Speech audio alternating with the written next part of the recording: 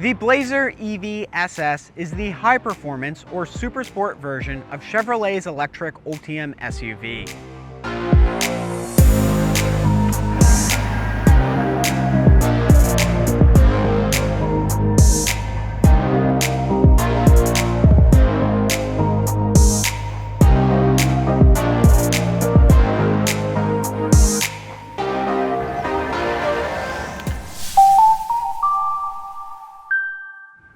Before we start today's video, my name is Andrew Lambrecht. I'm a project engineer here at Ever, and I'm also a contributor at Inside EVs and Business Insider covering electric vehicles. If you're new to the brand, we are Ever, America's largest independent EV store. We have an inventory of several hundred used electric vehicles, and if you're looking at selling your current EV, visit evercars.com to get a cash offer within minutes. That is evercars.com. The best way to buy and sell electric vehicles.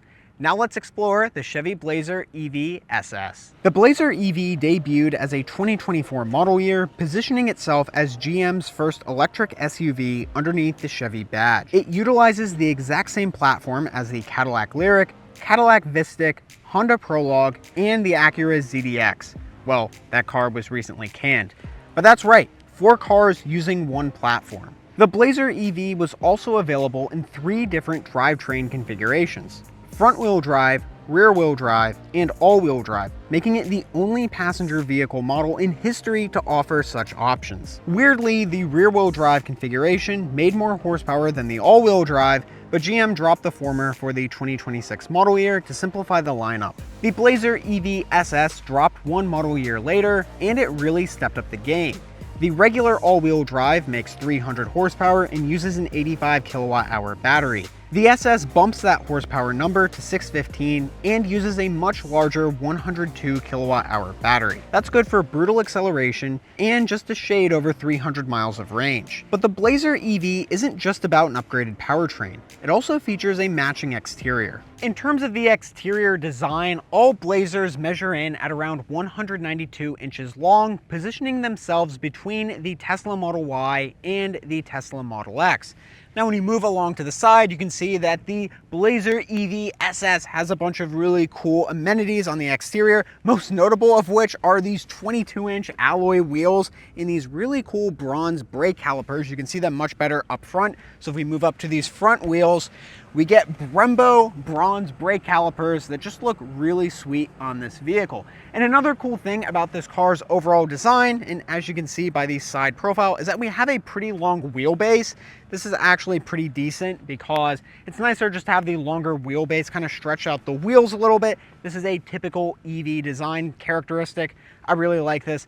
Now, on the lower portion of the car, we can see that we actually get a decent amount of ground clearance. This thing has 7.5 inches of ground clearance, which is actually much higher than the competition. So the Tesla Model Y is 6 inches, the Tesla Model Y Performance is 6 inches, and the Hyundai IONIQ 5N is just 5.6 inches. So this thing has substantially better ground clearance than those other vehicles. And then just moving around front, we have a very aggressive front end. We have these almost Polestar-esque Thor's Hammer style headlights, which I really like, and this cool light bar. This vehicle just looks really intense. Now, one downside to this car is that it weighs in at 5,730 pounds, making it substantially heavier than pretty much all the other performance electric crossovers of this caliber on the market.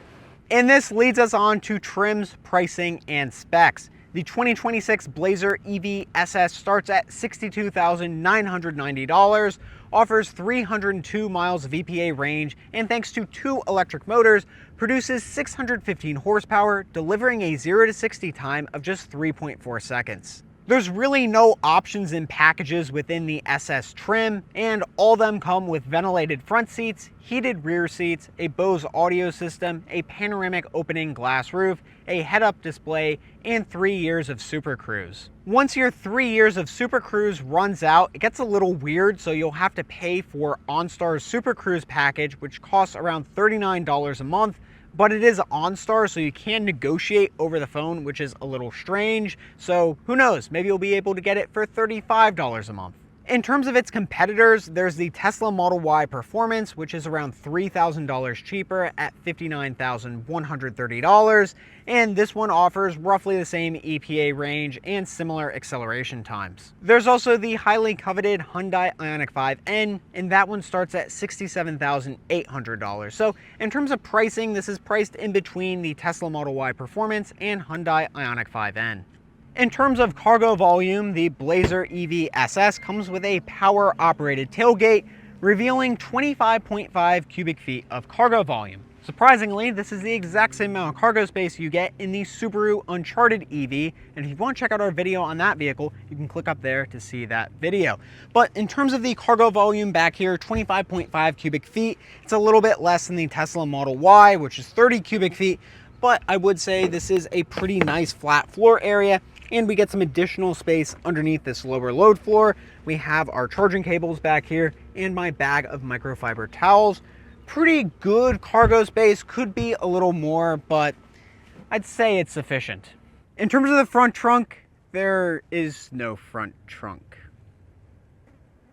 When you move to the inside, the traditionalists will appreciate the mechanical door handles, so there's no electronic mechanisms in this car. It's all cable mechanical door handles. But then once you're on the inside, you will really like all the space back here. So I have the front seat in a position I would normally sit in, and I have plenty of legroom back here. It's actually very spacious. We also have a totally flat floor area, and the nice thing is, the middle seat has a bit of an indentation. So if you are sitting in this middle seat, you actually sit down a little bit lower and you still have plenty of leg room.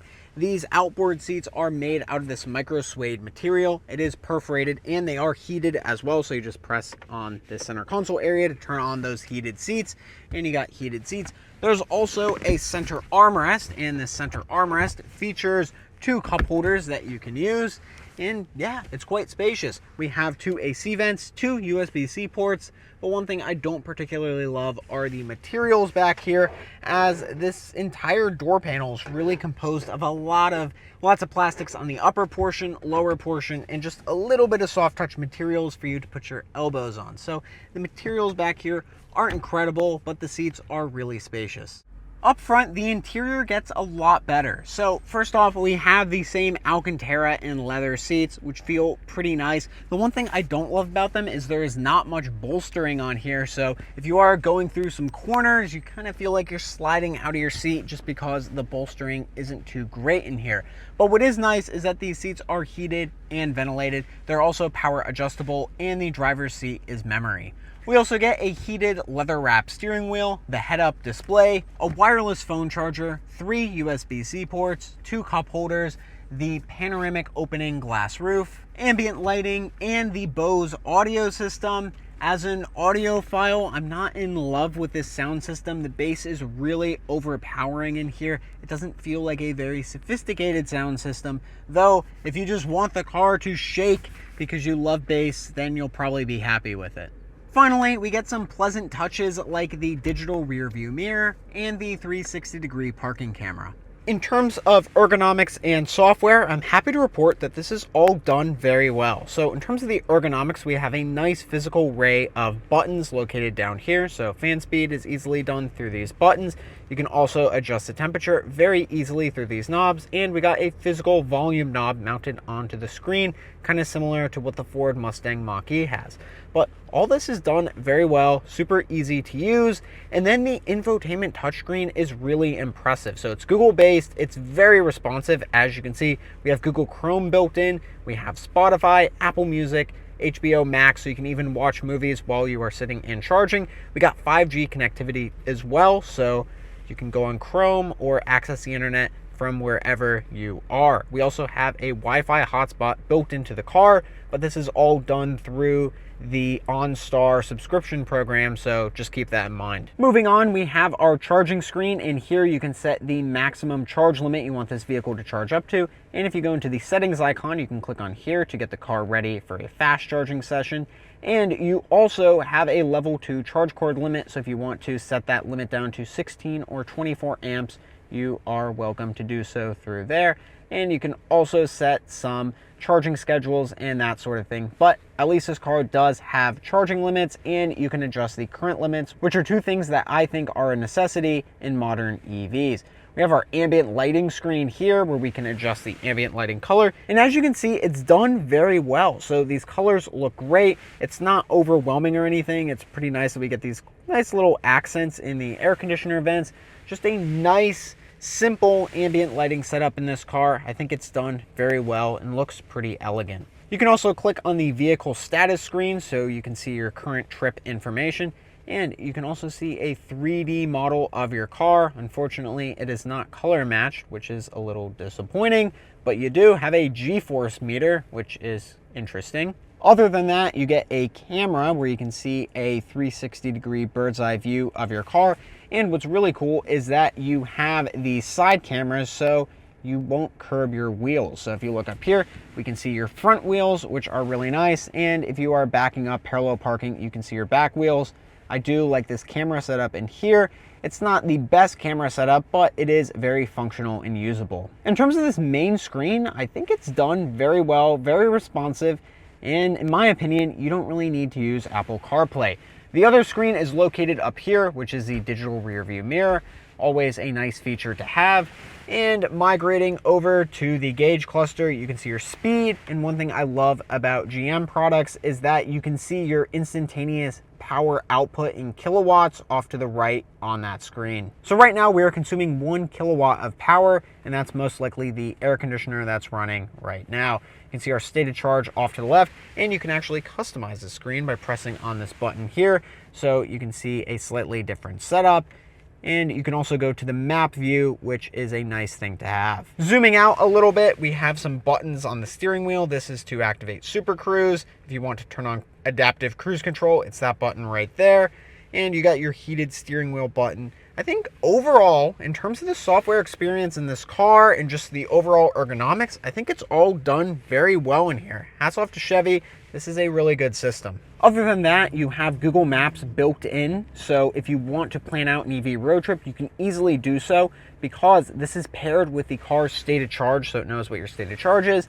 And then it can plan out your EV road trips with ease. So you can see exactly where and when you're going to need to make your charging stops, which is really sweet. So this car does not have Apple CarPlay or Android Auto, but I really don't think you need it because you're going to use Google Maps either way. And this at least is paired in with your car's state of charge, so you can easily plan out your road trips. You're not going to have to manually make your road trips in PlugShare, add in your charging stops in like Apple Maps or something, and then project it into your car. You got this all built in, and it can plan out your road trips with ease. When it comes time to charge your Blazer EV, you can open up the charging port, and on the outside you press this button, and then the massive charging port lid will open up.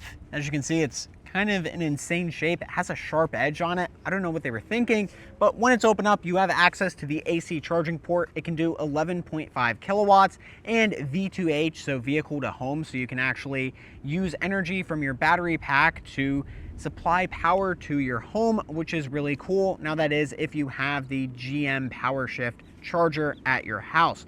We also have a DC charging rate of 190 kilowatts, and GM says that you can add 78 miles of range within 10 minutes. Not really a great figure. There's no like actual 10 to 80% charging time, but have no fear. We are going to be doing a 10 to 80% charging test on this car very soon to see exactly how quickly this thing will charge in real world conditions. But until then, we're going to take this car out on the road and see how it drives. Behind the wheel of the Blazer EV SS. So today we're going to invert our review and we're going to talk about the safety features first. And we've got Super Cruise turned on, and in my experience, I've probably put on almost 1,000 miles in Super Cruise vehicles. It's really, really good. So we get lane centering, adaptive cruise control, and it's hands-free. So all you need to do is look forward and the car will basically drive itself on pre-mapped highways. Whenever I'm behind the wheel, it feels very confident. I think Super Cruise is a very well-refined driver assistance suite. It also has automated lane changes, so it can do lane changes on its own. If it detects a car is going a little slow ahead of you, it will automatically go into the passing lane, pass that person, and then go back into the original lane, which is really cool. It can do lane changes on demand, so if I put on the blinker, it can change lanes. And I think Super Cruise does some of the better automated lane changes out of a lot of the safety features. I've noticed that Kias tend to be a little too aggressive. This just feels very natural whenever it changes lanes. And even if you change lanes when you're coming up on a curve on the highway, I still think it does a really good job. To say the least, I'm a big fan of Super Cruise. Cruising down the highway, it's pretty quiet in here. I think the NVH is overall pretty decent in the Blazer EV. Visibility is pretty good. And we also got the digital rear view mirror, and I found myself using the digital rear view mirror a lot more than the regular mirror. I like the wide angle display on here, and it's pretty high definition. So cruising down the highway in the Blazer EV SS is very relaxing.